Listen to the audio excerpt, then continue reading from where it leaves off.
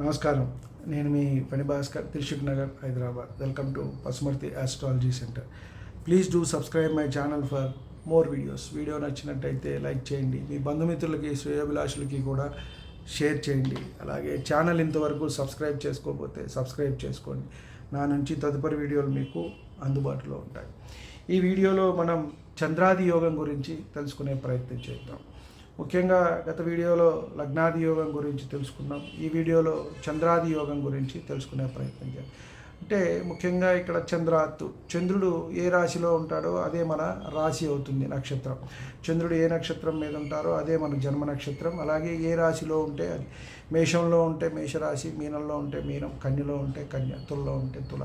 కాబట్టి చంద్రాత్తు ఎవరి జన్మరాశి నుంచి అయినా సరే 6, 7, 8 స్థానాల్లో సౌమ్య గ్రహాలు అంటే శుభగ్రహాలు ఉన్నట్టయితే మనకి ఈ చంద్రాది యోగం అనేది ఏర్పడుతుంది అని చెప్పని అన్నారు. మళ్ళీ ఇక్కడ చూసుకుంటే 6, 7, 8 స్థానాలే వచ్చాయి గత వీడియోలో లాగానే. కాబట్టి 6, 7, 8 స్థానాల్లో శుభగ్రహాలు ఉండటం వల్ల, సౌమ్య గ్రహాలు ఉండటం వల్ల చంద్రాది యోగము అనేది ఏర్పడుతుంది.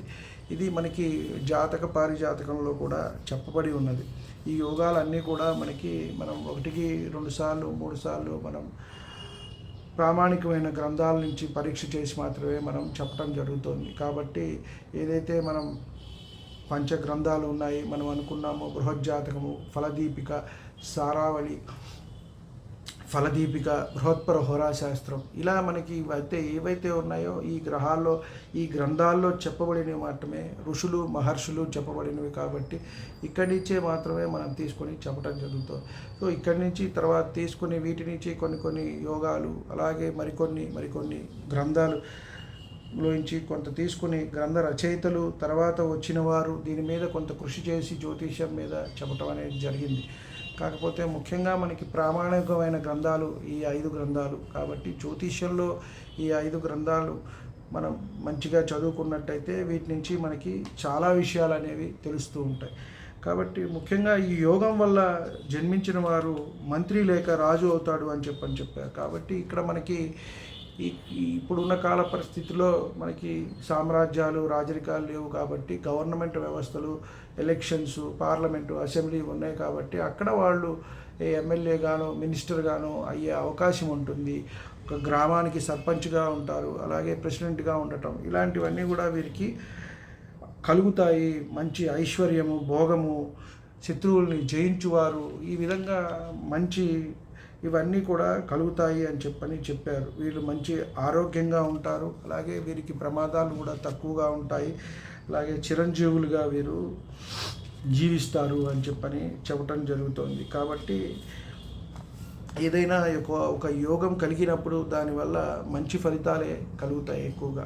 కొన్ని మనకి అశుభాలు కూడా జరుగుతూ ఉంటాయి కొన్ని గ్రహాల కలయిక వల్ల. ముఖ్యంగా రాహుకేతువుల కలయికల వల్ల ఇవి జరుగుతూ ఉంటాయి. మనం చేసుకున్న పూర్వపుణ్య ఫలం నుంచి మనం తెచ్చుకుంటాం. కాబట్టి గత జన్మ విషయాలు, వాసనలు మనకి ఈ జన్మలో కూడా తీసుకొచ్చేవి రాహుకేతువులు. కాబట్టి ఈ జన్మలో మనం పడే ఎటువంటి ఇబ్బందులైనా, ఏదైనా మనకి జీవితంలో అబ్స్టికల్స్ అవుతున్నాయి, కరెక్ట్గా రావట్లేదు, మంచి చదువు ఉంది, ఉద్యోగం రావట్లేదు, ఉద్యోగం ఉంది, పెళ్ళి అవ్వటం లేదు, పెళ్ళైంది, సంతానం లేదు, సంతానం నిలబట్టలేదు, కలగట్లేదు, ఉన్న వాళ్ళు చదువుకోవట్లేదు, ఈ రకమైన ఈ బాధలు సాంసారిక జీవితంలో మనం పడే అన్ని ఇబ్బందులు, కష్టాలు, ఇవన్నిటికీ కూడా మన గత జన్మలో మనం చేసుకున్న పూర్వపుణ్య పాపఫల నిర్ణయమే జరుగుతూ ఉంటుంది.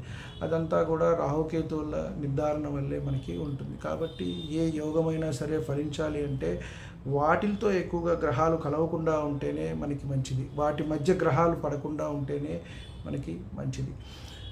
కాబట్టి ఎవరి జన్మజాతక చక్రంలో అయినా ఈ విధంగా ఉంటే కనుక వారికి చంద్రాది యోగము అని మనం చెప్పవచ్చు. వారికి మంచి యోగాలు కలుగుతాయి అని కూడా చెప్పవచ్చు. వీడియో మీద సందేహాలు ఉన్నట్టే కామెంట్స్ రూపంలో తెలియచేయండి. అలాగే లైక్ చేయండి, మీ బంధుమిత్రులకి, శ్రేయోభిలాషులకి కూడా షేర్ చేయండి. ఛానల్ ఇంతవరకు సబ్స్క్రైబ్ చేసుకోకపోతే సబ్స్క్రైబ్ చేసుకోండి.